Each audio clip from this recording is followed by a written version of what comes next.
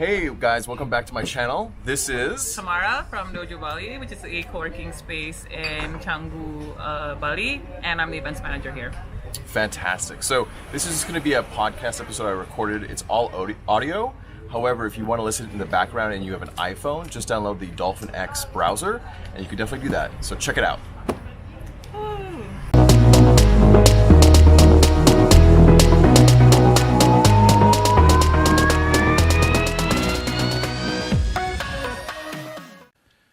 So, welcome back. This is the Marvin Chronicles. Yes, I did choose the Marvin Chronicles versus just Marvin Chronicles. But anyways, today's episode is how did I get to travel long term? So, I thought the first episode after the preview, if you haven't heard the preview, there's some nice tidbits in there. I thought I would talk about who I am and maybe give you a little bit of, why I talk, why I'm talking, why I have the right to talk, or, all that good stuff. So let's start with basically after university, and I'll try to be concise with this. After university, I had lived in LA for a little bit, but then moved to Las Vegas and decided I was going to go into the world of real estate because I had done a lot of retail sales growing up, and I felt that I was good at sales. And if I was good at sales, I wanted to sell something that could make me a lot of money, because I was in my mid-20s and I felt at that point very competitive. Some friends of mine who had graduated with went on to get MBAs and were working at Yahoo and all these other fancy companies, and I felt I needed to kind of break out and show that I need to do that as well. So I did real estate, and I initially was just a general real estate agent. That was for about a year and a half. And then I got into new home sales, which for the most part, I really, really enjoyed initially. And I enjoyed it for the majority of the time I did it. I did it over 10 years. And so what I liked about it is that it just had more of a structure in terms of I was able to come into work and leave. And in the beginning, in the mid 2000s, I would say in my memory, people didn't call you on your cell phones that much or text you. It was, these are our hours and come when we're open, just like any kind of retail shop. You come in and we're done. And just to give you a little background, if you don't know, new home sales is basically I sat at a model park. Let's say there's 3 to 6 different finished, fully furnished homes with, that look beautiful, and I would negotiate the price. Obviously, the price was the base price, which looked nothing like the model. Let's make that clear. So there's a lot of massaging went on in that job in terms of talking about their budget versus what they're seeing, and I learned a lot. I would say if you want to learn about yourself or just the human condition, going into commission sales is definitely going to be one of those opportunities, because you can see how money affects people. And also towards the end, and I'll talk about this a little bit more as we continue on how I got to travel, is just habits. So I just started kind of observing people's habits, and that kind of determined both their willingness and their ability. Because, people desire and want a lot of things, and their habits usually speak volumes on their ability or capability of actually accomplishing those things. So I was in corporate sales and in my 20s. And, I would say travel was in the back of my mind. I had traveled, I'd backpacked Europe when I was right after university or college. A lot of people, when you travel, call it university. So I kind of gravitate to using it that term, but college for whatever. And, like many 20-somethings after university, I think you feel like you have a lot to prove. And you don't have a lot of experience, though I did intern at a cereal company called Kashi, if you've ever heard of it. And I interned that in San Diego. And I learned some things there. I learned things from the salespeople. I was a sales intern. I was actually their first sales intern. So if you're listening to this and you eat Kashi, or I hope you're doing well. the thing about kashi, it's actually for older people, adults. It has a lot of fiber in it, so it makes you poop a lot, and that was always kind of the running joke. And they had like kashi bars, and if you ate one, then we knew what your next trip was going to be. It was just that quick. But I digress. So, anyways, I traveling is kind of far from my mind. And other than like your typical touristy, going to Hawaii, trips to San Diego, trips to Cabo San Lucas, and at that time, my self-worth was wrapped up in my career. Both in your 20s, you're pretty vain, so how I looked was important, how much money I had was important, and what things I had were important, because those are the things you have to impress other people. And you spend a lot of time impressing people, I think, in your 20s, or in general, the idea of keeping up with the Joneses and stuff like that. So I was basically in that, I guess we refer to as the rat race, or however we want to call it. I was ingrained, and I was fine with it. I enjoyed it. I had a lot of fun. Let's just say that. I met a very close and best friend. His name is Andy. We were co-workers at the Model Park, and this was if you're familiar with Las Vegas, this is in Mountain's Edge. The community is called Crescent Valley, and at the time, Vegas was at a boom, and land was very expensive, so I was one of the first people to sell 3-story homes. Yes, 3-story homes. So the garage and like a den was on the first floor. The kitchen was either on the second or third, sprinkled with bedrooms. Now, as a 20-something, that was amazing. It's also really good, interesting architecture. People would walk in, and the fun part would people walk in and say, "I'd never live in a 3-story home." And I'm like, "Okay, well, what are you doing here?" "Oh, I'm curious." I'm like, "Okay, go ahead, go take a look." And then you do the sales thing and ignore them, just like you would ignore somebody you're interested in. so they have to work back. But anyways, there's definitely different sales techniques. I'll go over that in another episode. So I was doing that, and then I would say, the market crashed. 9/11. Actually, that was past 9/11. So this was like 2008. The market crashed. I was in denial. I'd purchased a home in 2006 at the height of the market. Was like, oh, this is just a blip. And as we all know who survived it, it was not just a blip. So that was definitely a dark period of my life. And I'll talk about that in a different episode in terms of the struggles and the depression and the things that happen when you're making a good click. I was always hitting close to 6 figures, never hitting it. But I lived at or above my means. Whatever the newest gadget, at that time, the Apple iPod was really popular. The people still bought DVDs, and I had a really large, extensive collection of movies I never watched again, but obviously purchased because they had some kind of value to me at that point in my life. And so, I'm going through life, and I just have a lot of obligations. And that definitely will hurt you if you're sitting listening to this wherever you're in the gym or at home and stuff. It's crushing if you have a lot of debt. And I was one of those people. And the average household, I don't know, it's it depends, like an individual, or 8,000 or 16,000. We hold a lot of debt in the U.S. It's probably the one biggest thing that keeps people in their jobs, depressed, a lot of things. And at that time, I was always making good click in terms of money, so I could always cover the interest or make the minimum payment. And I don't know, for some reason I thought that was okay, which is not okay. If you have debt, or at least credit card debt, it's your best interest to pay it off every month if you can, or as much as you can, because you're paying interest. So you're paying somebody to borrow their money, so you're making less money on the long term. Your money's not working for you; it's working for someone else. So let's skip forward. So there's that dark period. I went into foreclosure sales in terms of selling foreclosed homes, doing short sales for people. A very, very stressful time in my life. Had very, very little money. I had a lot of creditors calling me.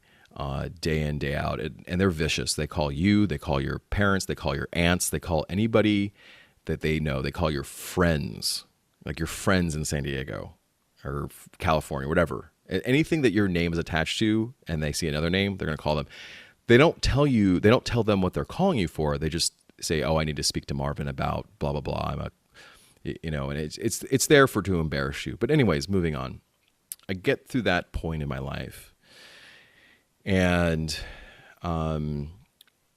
I work back up. I'm working for a new home builder. I finally, you think about the mistakes you make about not saving, and you're like, if I had a chance to do it again, I'd do it differently. And I had that chance. I fought really hard, very, very hard, and was very, very humble, and got to work again for the same company I had first worked for in new home sales.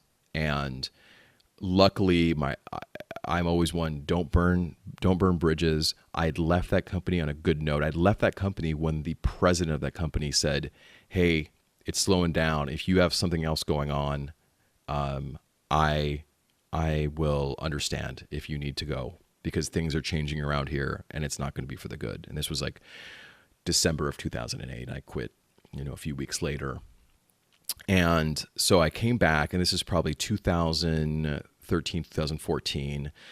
I was already working at a different, I was working at high-rise sales on the Strip, something fancy and stuff, but just soul-sucking, if anything. And I knew the writing on the wall was going, and I was selling, but I wasn't. You could quote unquote play the game. I wasn't playing the game.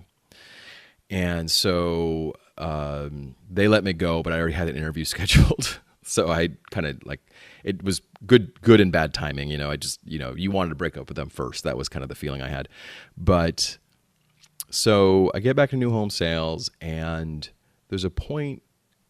The reason why I'm bringing this up is because there was a sales contest, because there's always a sales contest in any kind of corporate sales platform. And it was to win, the whole team would win a $2,500 voucher for travel. And I was like, wow, that's really good. And I think part of me was like, I wish it was money. But then I was like, oh, this is an excuse to travel. I mean, you're giving us a travel voucher, so you have to give us time off. And getting time off at any corporation it's just so tough. They present this, take time off when you need, you need to relax. But it's, if it's the end of the month or the end of the quarter or end of the fiscal year, or if it's Christmas or if it's Easter. And I was sales, so I worked every weekend. And so, and also on top of that, if you took time off, you're commissioned. So you are covering the cost of the trip and covering the cost of the opportunity cost, because you didn't get to sell. So someone is selling a home and you're not making a commission off that. You're gone, and somebody is taking, if it's a client you've been working with, obviously you make some kind of negotiation. But somebody comes in, you leave that Friday, somebody walks in, buys 3 houses that Saturday, which never happens, but 3 sales a week isn't impossible.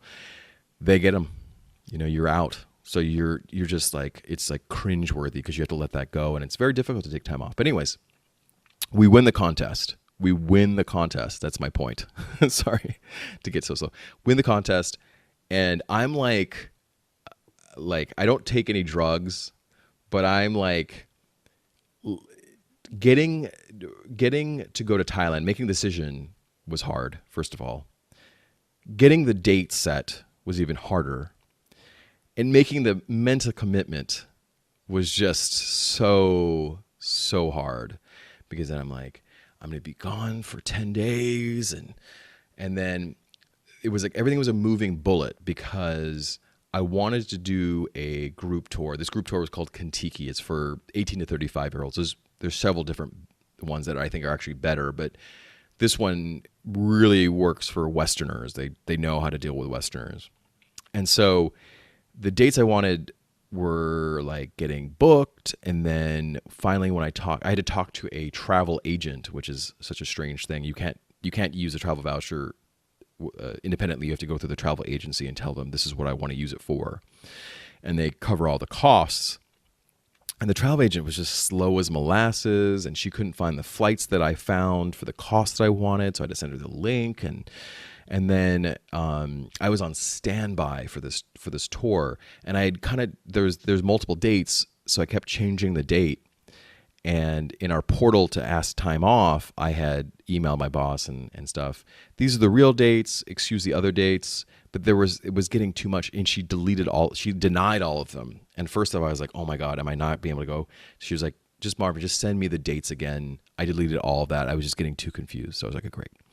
And then I just made the commitment and said, if I'm on standby and I don't get this tour, fine, so be it. I will just go to Thailand and figure it out. That's my commitment level at that point. I was like, I'm going to Thailand. Safe to say, I had a really good trip. There's one moment in the beginning.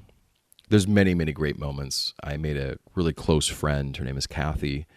And we had a great time in Bangkok, but the trip started in Phuket. The actual tour started. I remember being in the pool with Tim, my roommate, and another American girl, Aubrey, and Rachel.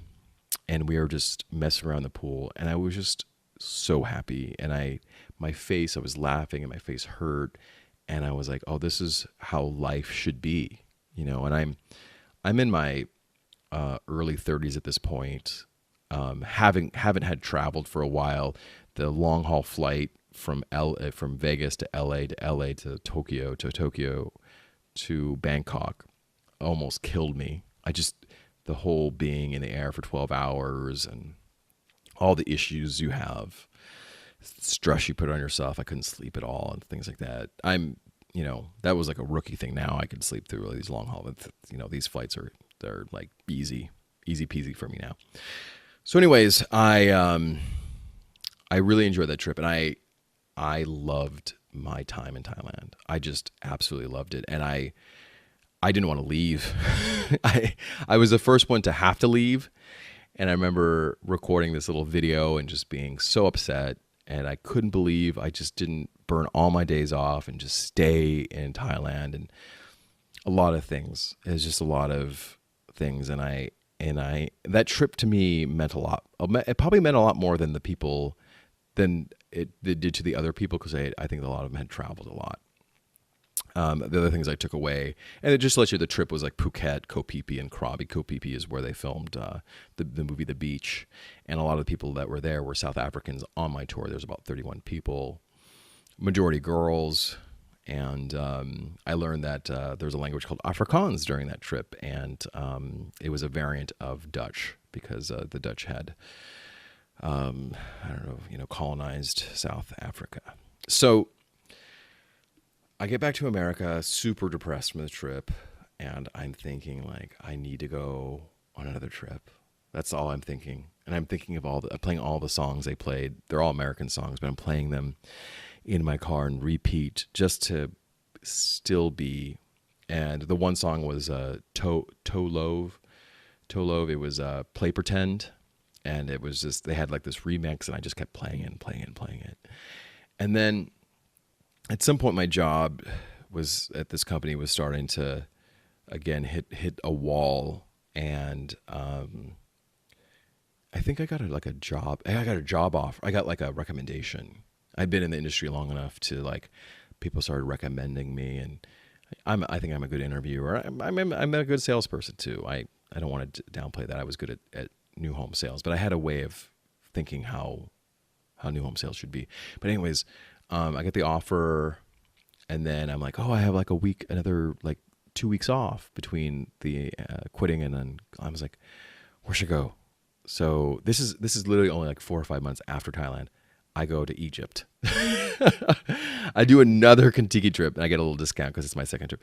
Go to Kentucky. Like my dad he was in the military. He's like, you're not going to Egypt. You got to tell mom. And I'm like, oh, I don't tell mom. I'll be fine. Anyways, he is really not happy because of being in the Gulf War in the early 90s, and that's just not a good region, Marvin. You know,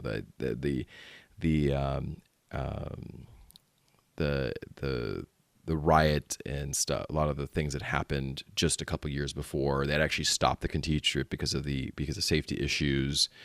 It was called I think the Arab Spring had happened, and so there was a lot of issues going on in that part of the world. But I was like, I could go to the worst part of Vegas and get shot. I mean, people die every day. You might as well live your life. And at least if you die, you're doing something you enjoy, because we're going to die anyway, right? So you can, I mean, I'm not saying go run into traffic. I'm just saying don't, take some educated risk in your life. So safe to say I went to Egypt. And I can tell you that there's always a point in your travels where you're like, why the hell am I here? Why did I think this was going to be a good idea? And I remember that moment happened because I was taking a 13-hour train from Cairo to, I believe, Aswan, and I couldn't sleep, and it was rattling, and the train was stopping and going, and I felt like I'm going to die on this train. But clearly I didn't die. Really, again, I love Egypt. I think everybody should go to Egypt. I mean, and I would say this, if you go to Egypt, please do a tour, because I think it's just more efficient with your time. A lot of the tours are always on the Nile, which is great because they built a lot of the temples on the Nile. So you just kind of go to Aswan and just go up the Nile, and you're basically going to a different temple every day. But Egypt is so much more than just the pyramids. There's the Valley of the Kings. You get to see King Tut. Everything you see in books, the National Museum in Cairo. It's just the mummified people, the mummified crocodiles. Abu Simbel. If you don't know Abu Simbel, look it up.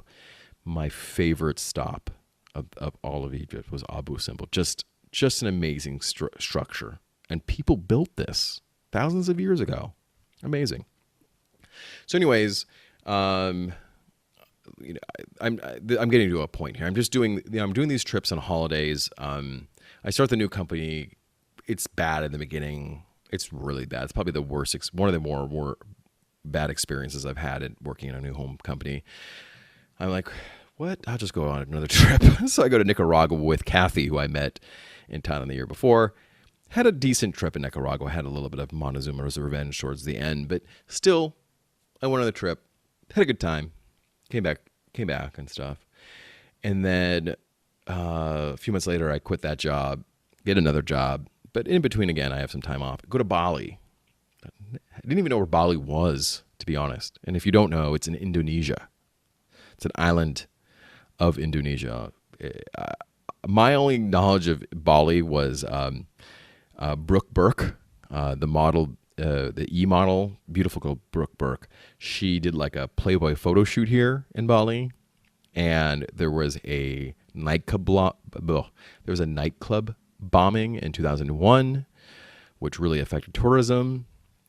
And an ex-girlfriend, when I was in Egypt, went to Bali. So, and she had a really great time, and she raved about it quite a bit. And I was like, oh, this Bali thing sounds like a deal. Let's go to let's check this place out, whatever. I join Wonderlands, and I am so tired and stressed out at my job. So I come to Bali, and I'm just, I carry all this stress with me, and I'm trying to enjoy it, and it takes a minute. But Bali was great, and my experience then was I landed. I was actually a little bit late. We were in Kuta for a few days. We go to this really trashy club called Sky Garden, which I recommend anyway, but it's, it's like a big club in Kuta. I don't recommend staying in Kuta. If you ever come to Bali, try to avoid staying in Kuta. It's like a mess, and people are always trying to sell you stuff. Go to Seminyak or go to Canggu, where I'm at, or Ubud. So we go to Ubud. Great experience. This trip is like 12 people, 2 guys, 10 girls, which is common for that's like the ratio almost for like Bali itself. There's always more girls because that book Eat, Pray, Love was based out of Bali. She found love in Bali in Ubud. There's a movie with Julia Roberts in it and stuff. And then we go to Gili T, which is kind of like a party island. So I had a really good time. I wasn't here to at that time. I was so just out of it that I just had a really good time. And, I always had a little bit of like moments with people on my trips, but I just came to Bali just to unwind.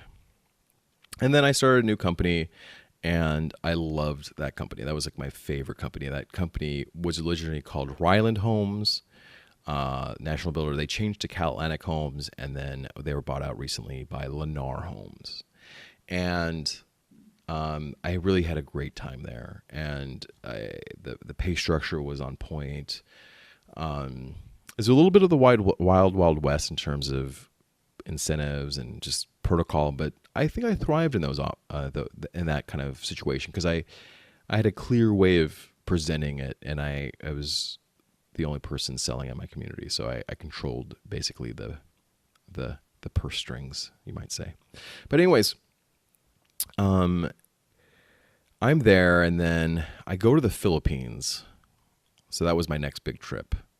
And everybody's really supportive of that. And that's what I really liked. They were like, go on this trip, Marvin, because you worked really hard, and and part of it too was like, you go on this trip, get broke, and then come back and you have to work harder, which I don't know. It's not the best advice, but I'll take whatever.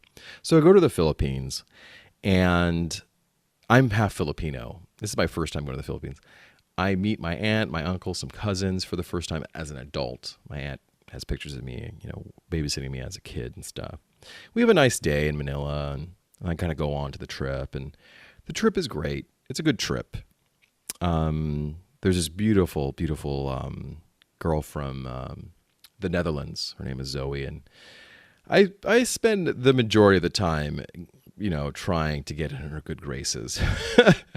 And I would say that the majority of that time I was getting nowhere. But I felt so strongly about her at some point that I felt the risk was worth it.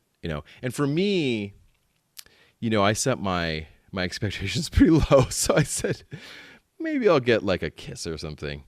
Maybe it'll just be a friendly kiss. But, you don't want to be like, but I had to balance it because I didn't want to be, this is a 2-week trip. You don't want to be the guy that's just hovering, because then you're just making it weird. So, I made subtle things happen. And then towards the end, that I put some kind of like, put some pressure on there. But anyways, the Philippines was really fun.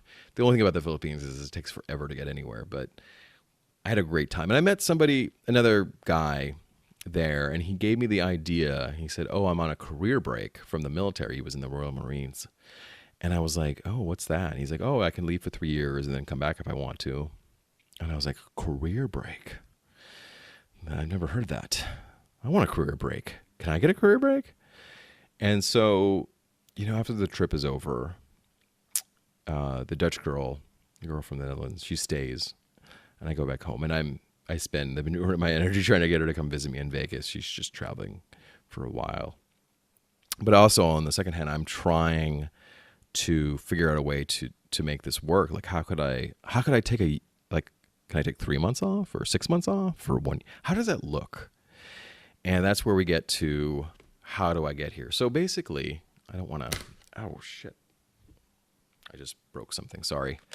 So anyways, this desk is a little wobbly. So anyways, I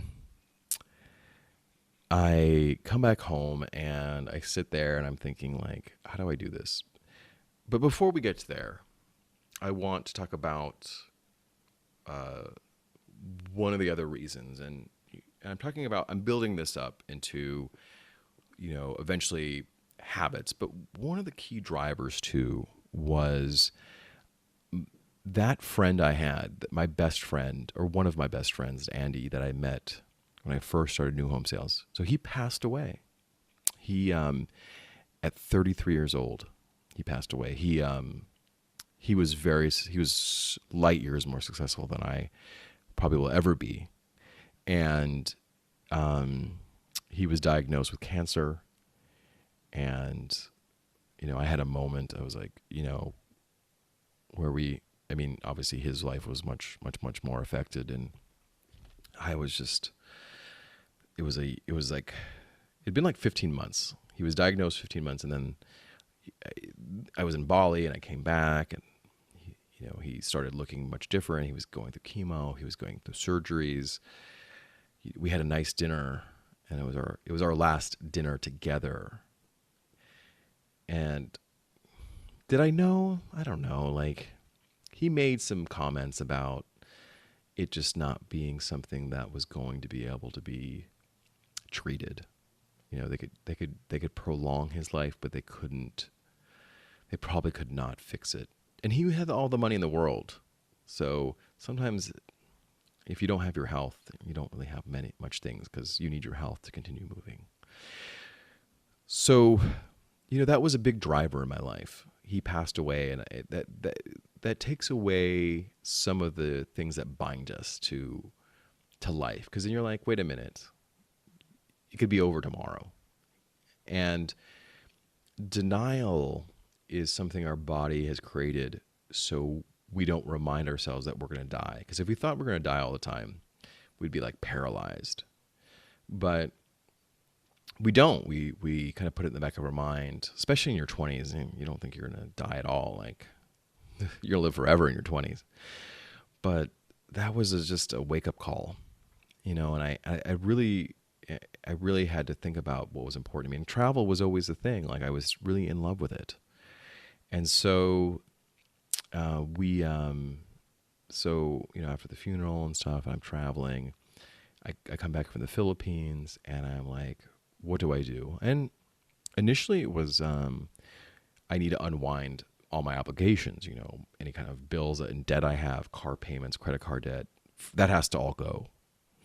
And then I had to see what it would cost to live abroad. And it doesn't cost that much. I mean, on the low end, if you're living in Southeast Asia, you could get away with $1,000 a month. I don't recommend it, but if you want to bootstrap it, yeah, $1,000 a month is realistic. Some breathing space is $1,500, and I would say pretty luxury is $2,000. You obviously could spend up to whatever you want, but if you just want to live comfortable, I think between $1,500 and $2,000 is pretty good. And $1,500 is fine. And so I initially came across Alex Stevens and Ninja Teacher. And he's from South Africa, and he's built this business in Ho Chi Minh City. You take the Teaching English as a Foreign Language course through his company, and they place you, and you make relatively about $20 an hour teaching kids at either language centers or schools.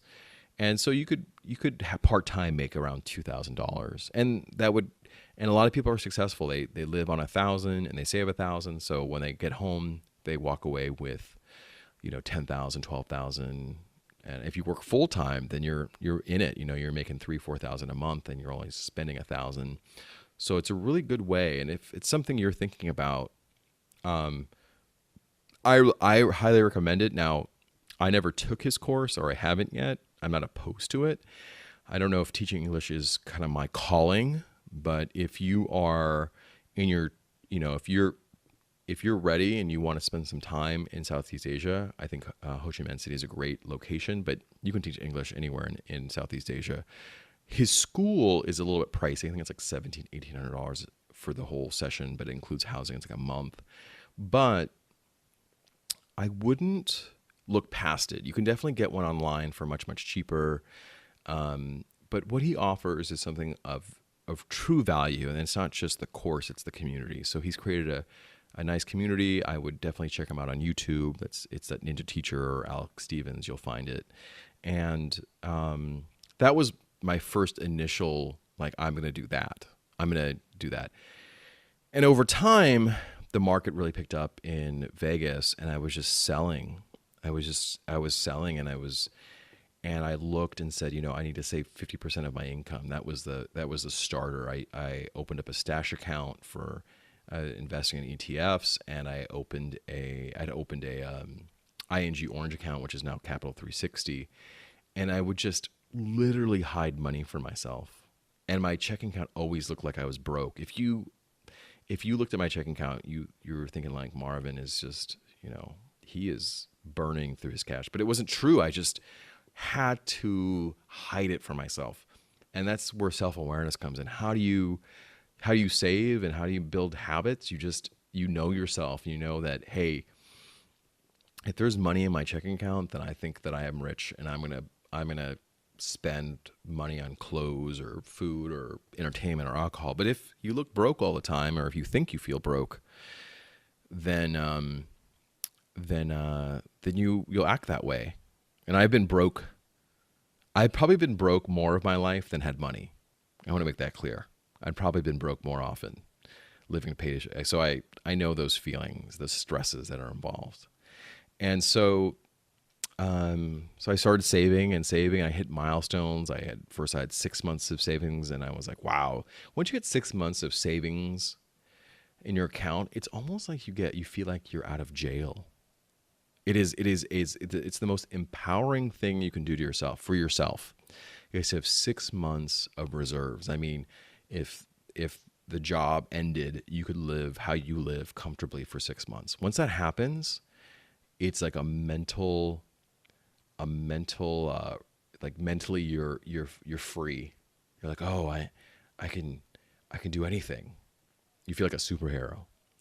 And then it was a year of savings. And it just kept escalating. And then at some point I was like, wow, if I just stay a little bit longer, I can do this and this and this. And then, 18 months, 2 years goes by, and then you're kind of like, get it together, buddy. If you're going to do this, time is not on your side. At this point, the beautiful girl from Holland has reciprocated, and we start seeing each other, and those are the most expensive dates, flying back and forth from the Netherlands. She lived with me for a few months in Las Vegas, and I would definitely say that's definitely one of the highlights of our relationship, and one of the few times in my life somebody was living with me, and I really enjoyed that. I would say that was I was very happy. I was very, very happy, and I like to think she was too. So finally, I go, I'm going to leave sometime in between February and April, and she's back in Holland, kind of like working, waiting for me to come out. And finally I do it, and I think quitting your job to travel is definitely a big mental hurdle, because the steps and the skills you need to build are, you need to build good spending habits and saving habits. You have to become, to some level, a minimalist. You have to let go of a lot of things you have materially. And you have to say no to a lot of things. I like playing blackjack, and at some point I was like, well, I'm playing so much money. I'm playing like the amount of money it costs for a month's rent in Bali. Like that's just not acceptable anymore. I don't want to lose that. I don't want to sit here and go like, oh, I could have stayed here longer if I hadn't played blackjack. So you have to start building those skills and mentally prepared, because you just have to unwind your life, and that's just hard, because we accumulate all this stuff. So my suggestion is, if this is something you're interested in, you're going to have to go in your closet, and you're going to have to commit to get rid of 1 box a week of your stuff to start. Just start getting rid of that stuff. If there's a shirt you haven't worn or a dress you haven't worn, if you're a woman, in the last 6 months, get rid of it. Give it away. Just give it all away. Because the less stuff you have, the less stuff you're worried about having, or worrying about losing, or whatever it is. Because you can always get it back. You can always buy that. There's the U.S., especially the U.S., is built to sell you things, to make you happy, and then make you unhappy, because material things only go a long way. It's the experiences that stay longer with you. So, and then physicality, backpacking, studying. I was obsessed, and I think that's not a bad word. I spent probably 2 hours a day, or maybe even three, watching travel YouTube videos or listening to travel podcasts. I was listening to the Travel Beans, Dane and Stacy, Where's Poppy, Travel Light, living that life, Chris the Freelancer. I just loads. I was listening to Travel Like a Boss, The Budget Minded Traveler, Zero to Travel, everything. And I remember like working out during the podcast, listening to Travel Like a Boss. It's with Johnny FD, and I'm working out, and he's interviewing people on the podcast about basically like what their mindset was a year before they left.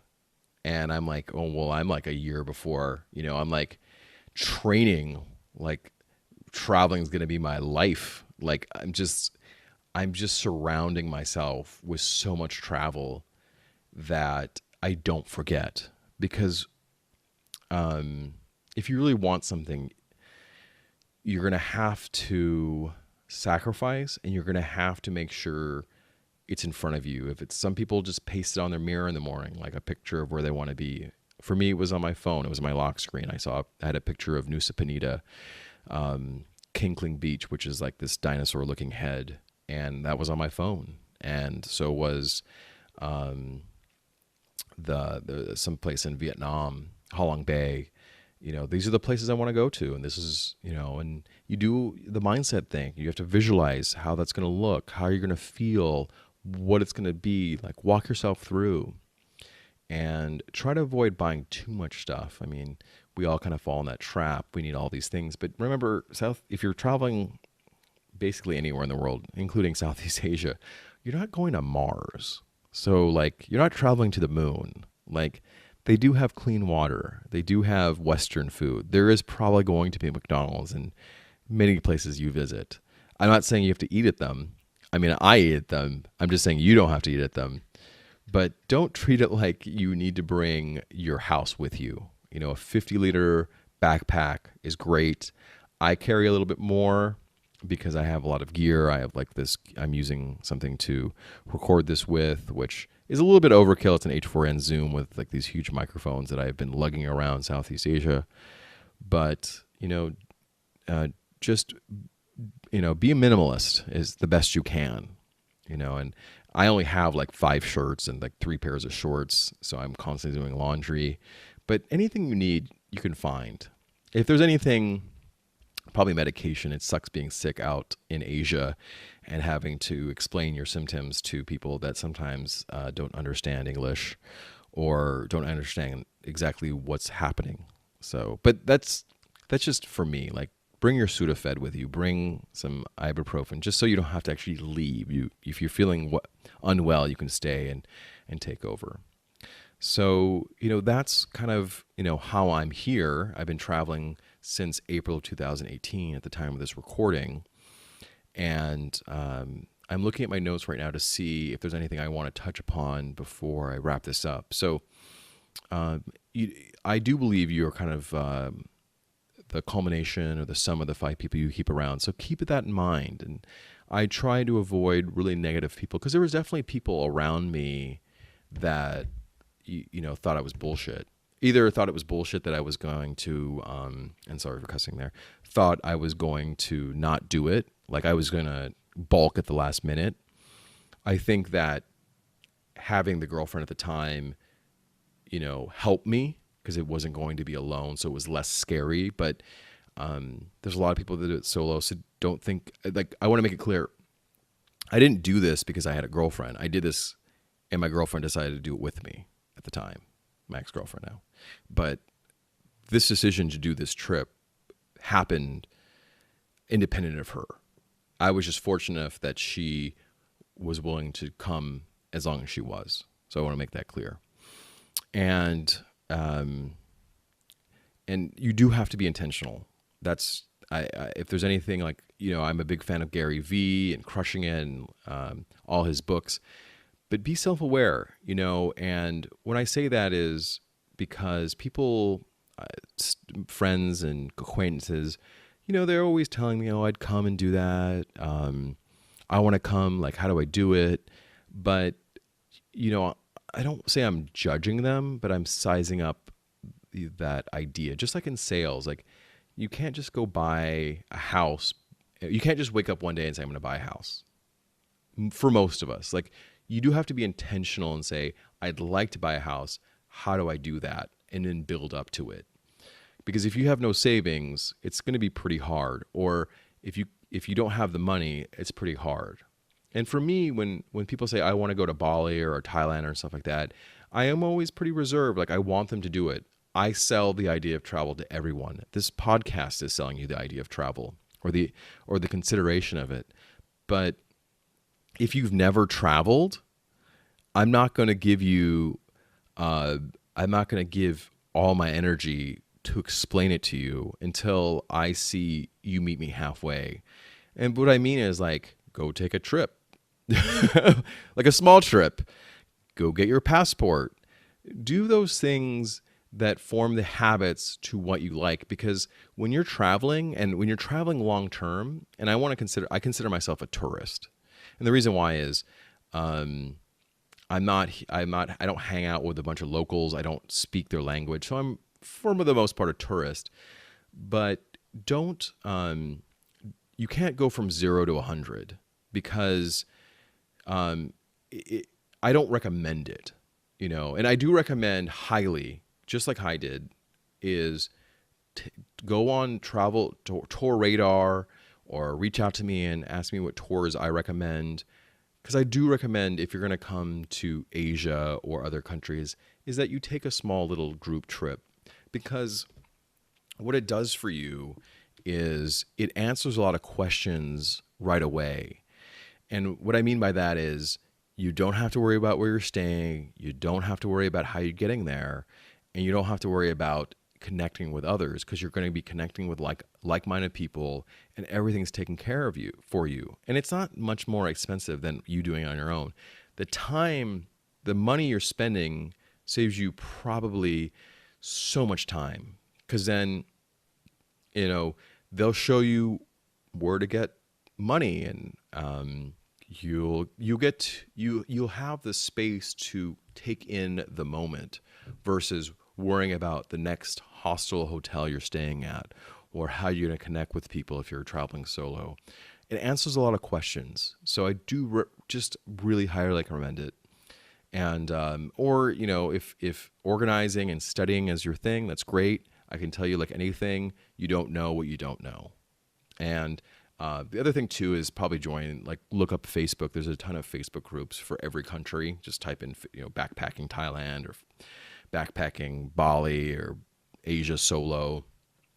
A lot of great resources in those, but that's what I recommend. But you have to be intentional, and you have to sacrifice, and you have to do all those things to get to where you want to be anywhere in life. And that's just what I decided to travel. I would say the oh crap or shit moment for me was when I had to sell my car back to CarMax and realizing at that moment, like, oh, I need a ride. So I had to call my dad. I'd be like, hey, can you come to CarMax and pick me up? Because I did not think this through. And to be honest, I mean, I had a short window. I quit on a Friday and flew out on a Wednesday.